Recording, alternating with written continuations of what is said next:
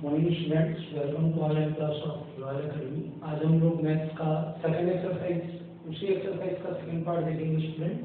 Means 10B अपन जो कर रहे थे, 10B का फर्स्ट एक्सरसाइज का क्वेश्चन नंबर 5 से आगे का देखेंगे स्टूडेंट। सो क्वेश्चन नंबर 5 में आपको क्या बोला है, अगर दो वेक्टर्स परपेंडिकुलर हैं तो हमको किसकी वैल्यू निकालनी है, ए की वैल्यू निकालनी है, लैम्डा की वैल्यू निकालनी है। It means AI plus 2J plus 3K ये गिवन है, ये पहला वेक्टर है। एंड दूसरा वेक्टर है आपका student 2I minus 3J plus 4K।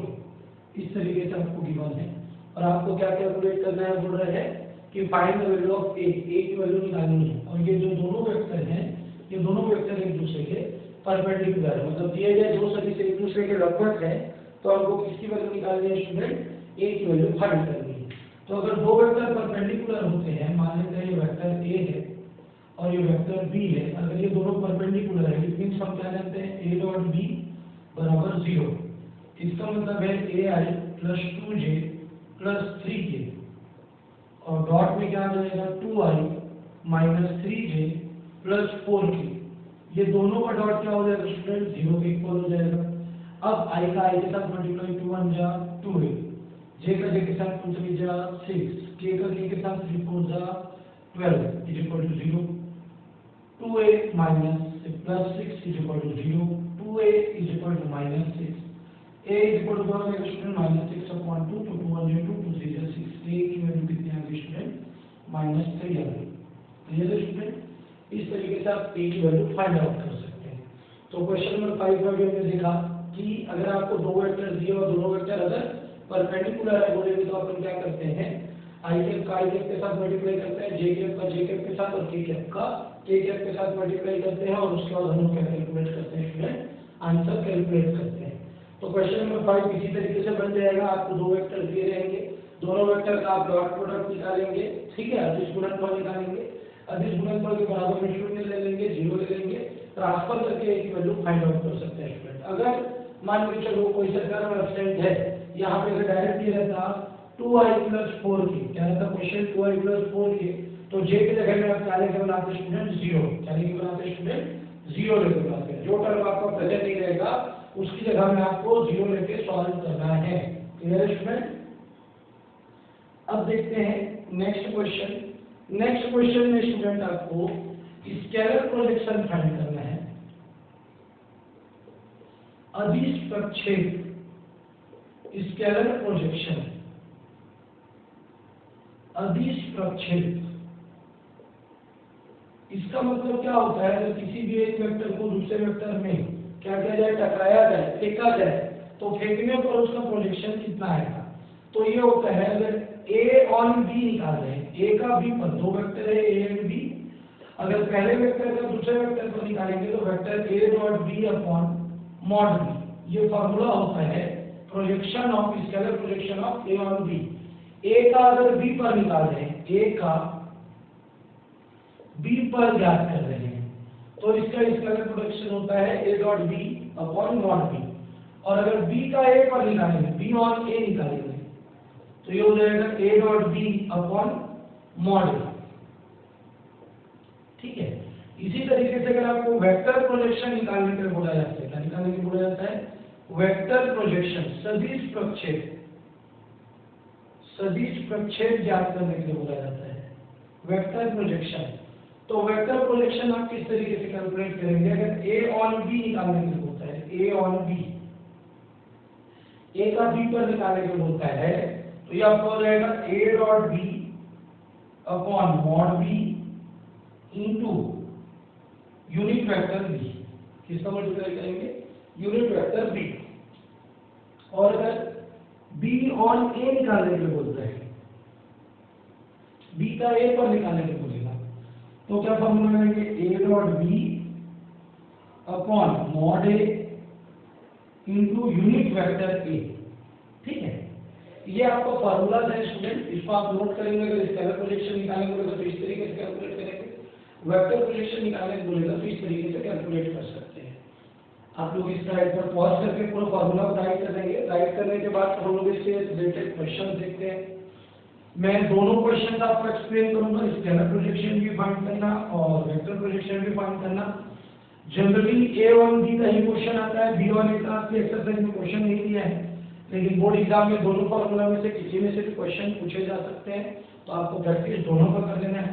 मान लेते हैं vector a i + 2j - k कहते हैं और vector b 2i + 3j - k कहते हैं। अब आपको क्वेश्चन ये बोलता है फाइंड द स्केलर प्रोजेक्शन। आपको क्या निकालना है? अदिश प्रक्षेप निकालना है, स्केलर प्रोजेक्शन निकालना है। तो स्केलर प्रोजेक्शन अगर आपको कैलकुलेट करना है, अदिश प्रक्षेप कैलकुलेट करना है, तो किसका किस पे करना है? तो अगर बुक में बोलता है कि वेक्टर a इतना एंड वेक्टर b इतना, find the scalar projection of vector a on b। a का b पर अदिश प्रक्षेप ज्ञात करो, a ऑन b बोल दिया, ठीक है। a ऑन b बोलता है, मतलब फॉर्मूला अपने को जस्ट याद आ जाना चाहिए स्केलर प्रोजेक्शन का, a dot b upon mod b। मतलब आपको क्या क्या चाहिए? a डॉट b चाहिए और मॉड b चाहिए। a डॉट b कैसे निकालते हैं? a dot b is equal to i का i के साथ 2 1 2, j के साथ 2 3 6, 1 1 प्लस 1, तो कितना हो गया स्टूडेंट? 9 हो गया।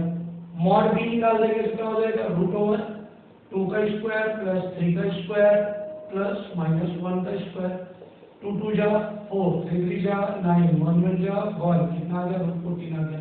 तो स्केलर प्रोजेक्शन कितना हो जाएगा स्टूडेंट? 9/√14। ये हो गया आपका आंसर, और इसमें दिमाग में ही रखा जाए। अगर यही क्वेश्चन आपका बोलता फाइंड द वेक्टर प्रोजेक्शन, अगर वेक्टर प्रोजेक्शन निकालेंगे बोलता इसी क्वेश्चन में a ऑन b पर ही, a का b पर, तो a का b पर वेक्टर प्रोजेक्शन कैसे निकालते? फॉर्मूला राइट करते, a dot b upon mod b into unit vector b है। तो हमारे पास ये तीन वैल्यू तो है, लेकिन यूनिट वेक्टर नहीं है। यूनिट वेक्टर b का मतलब होता है vector b upon mod b। क्या होता है? Vector b upon mod b। तो वेक्टर b अपना कितना है? ये वाली वैल्यू राइट कर देंगे, 2i + 3j - k upon mod b कितना है? √14। ये लिखिए, ये दोनों वैल्यू को आप उठा के इसमें पुट करेंगे तो क्या क्या वैल्यू है? 9/√14, ये जो पहला वैल्यू अपन निकाल चुके हैं, into 2i + 3j - k upon √14। तो √14 का क्या हो जाएगा? 14 हो जाएगा, और ये आ जाएगा 2i + 3j - k। इस तरीके का आपका वेक्टर प्रोजेक्शन भी कैलकुलेट हो जाएगा। स्केलर प्रोजेक्शन मतलब क्या आएगा? आपका आंसर अदिश में आएगा, जिसमें डायरेक्शन का कोई पता नहीं रहेगा, i j k क्या तीनों प्रेजेंट नहीं रहेंगे। लेकिन वेक्टर प्रोजेक्शन का मतलब क्या होता है कि आपका आंसर किस में आएगा? वेक्टर में आएगा, सदिश में आएगा। ठीक है स्टूडेंट, होप आप लोगों को ये समझ में आ रहा होगा कि स्केलर प्रोजेक्शन किस तरीके से निकालते हैं, वेक्टर प्रोजेक्शन किस तरीके से निकालते हैं। कल वंश ने मेरे को बोला था कि सर आपने क्वेश्चन दिया, ये थोड़ा सा कम हो गया है, मैं एग्जाम्पल की और प्रैक्टिस करना चाहता हूँ। मैंने इसीलिए वंश को उस क्वेश्चन का रिलेटेड आंसर नहीं दिया, क्योंकि सारे बच्चों के मन में यही क्वेश्चन होता है कि हम लोगों ने बहुत ही कम प्रैक्टिस की है। तो मैं आपको बता देता हूँ कि आप लोगों ने पर्याप्त मात्रा में प्रैक्टिस कर ली है। जितने क्वेश्चंस मैं अभी आपको अवेलेबल करवा रहा हूँ वो सफिशिएंट है। एग्जाम्पल को हम लोग राउंड 2 में देखते हैं। राउंड 1 में सिर्फ आपका एम होता है कि आपको हर चैप्टर के हर फॉर्मूला से एक बार परिचित करवाया जाए, आपको वो फॉर्मूला यूज करना आना चाहिए, उपयोग करना आना चाहिए।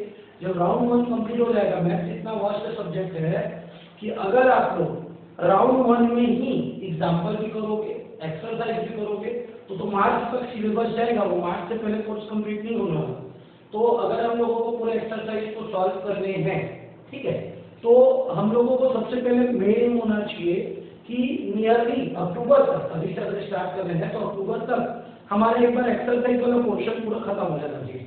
नवंबर और दिसंबर के 15 तक आपका पूरा एग्जाम्पल भी बन जाएगा, क्योंकि आपको पूरा फॉर्मूला पता रहेंगे, प्रैक्टिस हो गया रहेगा, टेस्ट हो गया रहेगा, तो एग्जाम्पल जल्दी बनेगा। और अगर अभी मेहनत करेंगे बोलोगे तो वो फिर लेंथी खींचा जाएगा, मार्च तक जाएगा।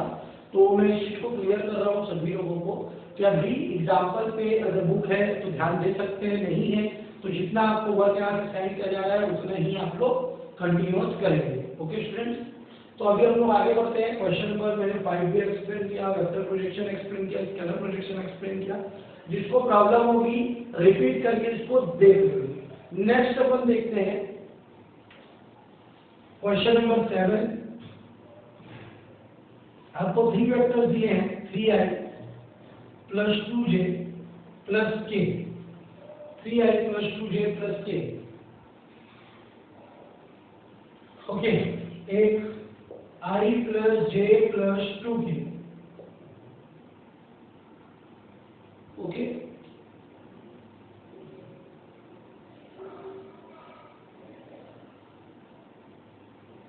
To i plus 2k। ये अपने को 3 वेक्टर दिए हुए हैं। These 3 vectors represent the 3 sides of a triangle।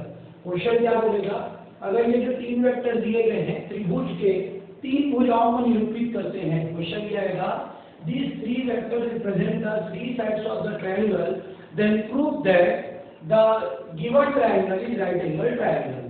मतलब प्रश्न ये आएगा, यदि ये 3 जो सदिश है वो किसी त्रिभुज की 3 भुजाओं को निरूपित करते हैं, यदि ये दिए गए सदिश किसी त्रिभुज की 3 भुजाओं को निरूपित करते हैं, तो सिद्ध कीजिए कि वह त्रिभुज समकोण त्रिभुज होगा। Means if this vector represent 3 sides of triangle, 3 sides of triangle, then prove that it is right angle triangle, right angled triangle। इसका मतलब ये है, यदि ये 3 सदिश किसी त्रिभुज की 3 भुजाओं को निरूपित करते हैं, तो सिद्ध कीजिए कि यह त्रिभुज समकोण होगा। समकोण मतलब क्या होगा, 90 डिग्री। ठीक है, 90 डिग्री मतलब कौन सा थ्योरम लगेगा इसमें, पाइथागोरस थ्योरम। कौन सा थ्योरम लग सकता है, पाइथागोरस थ्योरम लगेगा। वो क्या होता है, पाइथागोरस थ्योरम क्या होता है, लॉन्गेस्ट साइड का स्क्वायर बचे हुए 2 साइड के स्क्वायर के क्या होता है, सम के इक्वल होता है। मींस लॉन्गेस्ट साइड का जो स्क्वायर रहता है वो बचे हुए 2 साइड के सम के स्क्वायर के क्या होता है, इक्वल होता है। तो सबसे पहले तो आपको ये पता करना है इसमें सबसे बड़ी साइड कौन सी है। तो आप मान लो पहला वाला वेक्टर a है, दूसरा वाला वेक्टर b है और तीसरा वाला वेक्टर c है। तीनों वेक्टर को लिख लो, 3i plus 2j plus k, i plus j plus 2k, 2i plus 2k। ठीक है, तीनों का मॉड निकाल दो, मॉड ओवर a क्या निकाल देते हैं, तीनों का मापांक निकाल देते हैं। तीनों का पहले मापांक निकाल दो। ठीक है, मापांक निकालोगे तो क्या हो जाएगा, रूट ओवर 3 3 9, 2 2 4, 1 1 1, कितना हो गया 14। फिर इसका मापांक निकाल दो, मॉड ओवर b। ठीक है, ये क्या होगा, मॉड ओवर b निकालेंगे तो i plus j plus 2k कितना हो जाएगा, 1 1 1 1 1 1, 2 2 4, 6 हो गया। और मॉड ओवर c निकाल दो तो ये क्या हो जाएगा student, 2i plus 2k, j नहीं है कोई प्रॉब्लम नहीं, 2 का स्क्वायर प्लस 2 का स्क्वायर तो कितना हो जाएगा, 2 2 4 होता है और फिर 2 2 4 होता है तो 4 और 4 कितना हो गया 8। इसका मतलब 14 सबसे बड़ा साइज है, तो इसका स्क्वायर कर दो, a का स्क्वायर। ठीक है, तो कितना आ जाएगा 14। इसका भी स्क्वायर कर दो, b का स्क्वायर मतलब 6 और c का स्क्वायर मतलब कितना आ गया 8। अब तुम अगर 14 इज इक्वल टू 6 प्लस 8 लिखते हो तो 14 बराबर 14 आ जाएगा। मतलब ये 14 दिया हुआ है और इन दोनों को जोड़ रहे हो तो भी 14 आ रहा है। तो 14 इज इक्वल टू 14 मतलब पाइथागोरस थ्योरम सैटिस्फाई कैसे, a का square is equal to b का स्क्वायर प्लस c का स्क्वायर। लॉन्गेस्ट साइड का स्क्वायर बचे हुए 2 साइड के स्क्वायर के सम के इक्वल होता है, तो ये तुम्हारा पाइथागोरस थ्योरम। और पाइथागोरस थ्योरम किसके लिए रहता है, 90 डिग्री के लिए रहता है। इसलिए दिए गए ये जो 3 साइड्स हैं वो राइट एंगल ट्रायंगल को क्या करेंगे, रिप्रेजेंट करेंगे।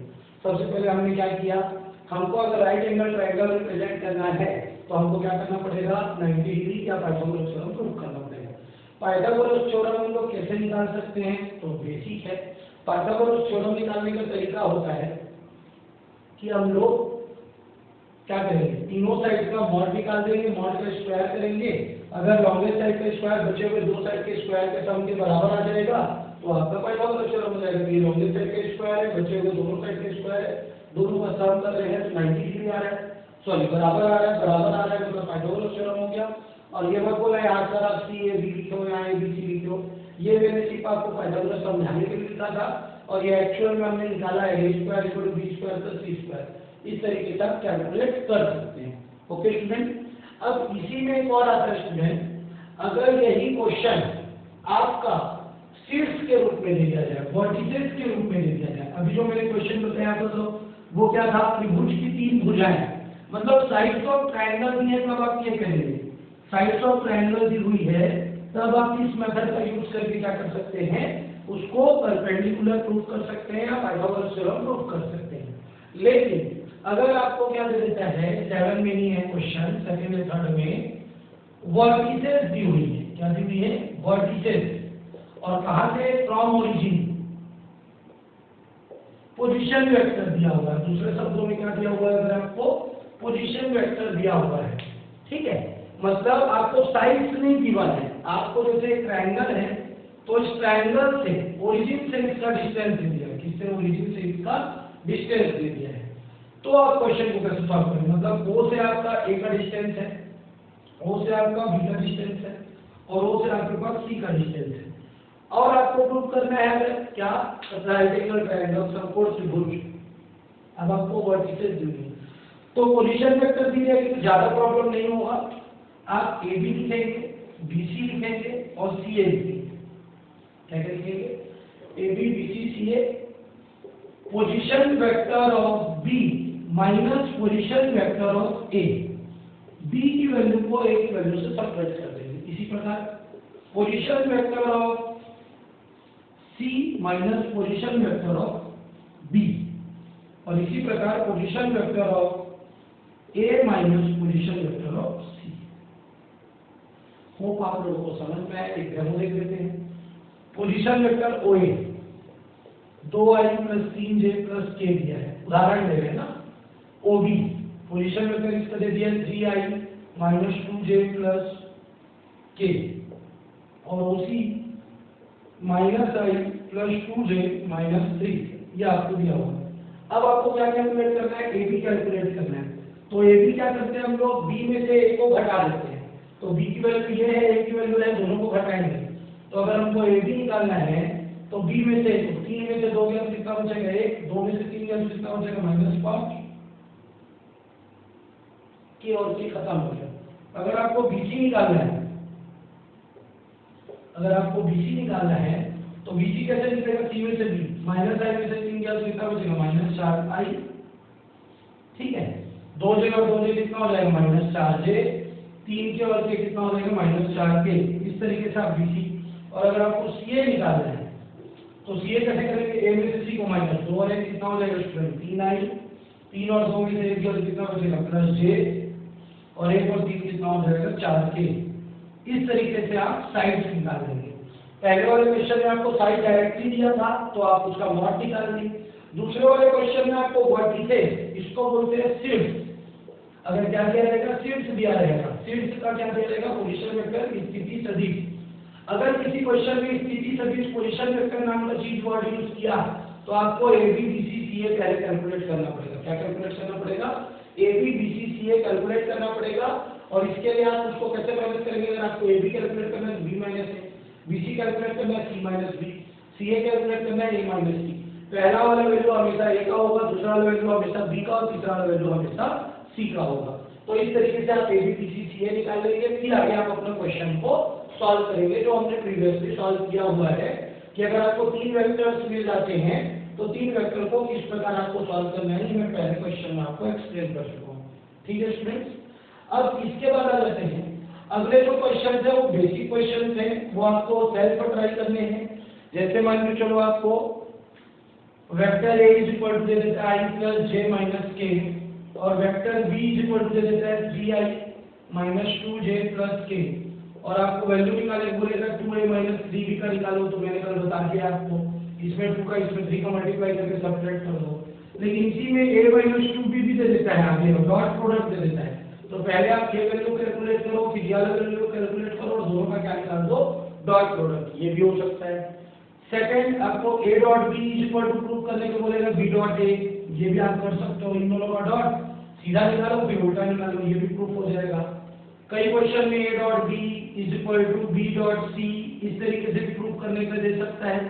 तो आप ये सारे बेसिक क्वेश्चंस को सॉल्व करेंगे स्टूडेंट। अगर आपको इसमें कुछ भी प्रॉब्लम लगता है तो आप मेरे को बकायदा प्रॉपर्ली बोल सकते हैं। और कई लोगों ने डाउट पूछा था, मैं डाउट को भी बता देता हूँ। तो डाउट ऐसा है स्टूडेंट कि आप लोगों का क्वेश्चन सॉल्व था, थोड़े थोड़े कैलकुलेशन मिस्टेक्स थे। वंश का तो पूरा करेक्ट है, वंश को डाउट हो रहा था, बाकी खुशबू ने भी क्या नाम है पूजा ने भेजा था, तो उसमें कोई भी प्रॉब्लम नहीं है, मान के चलो आपका ठीक है। थोड़े से कैलकुलेशन मिस्टेक्स है, उसको एक बार आप रिपीट बनाइए, आपका सही हो जाएगा जो आपको डाउट लग रहा है। Okay students, it's over for today. ये एक्सरसाइज पूरी तरीके से कंप्लीट होता है। अगर इसमें आपको कुछ भी डाउट लगता है तो हम इसको कल क्लियर करेंगे और कल नया एक्सरसाइज भी स्टार्ट करेंगे। Thank you students.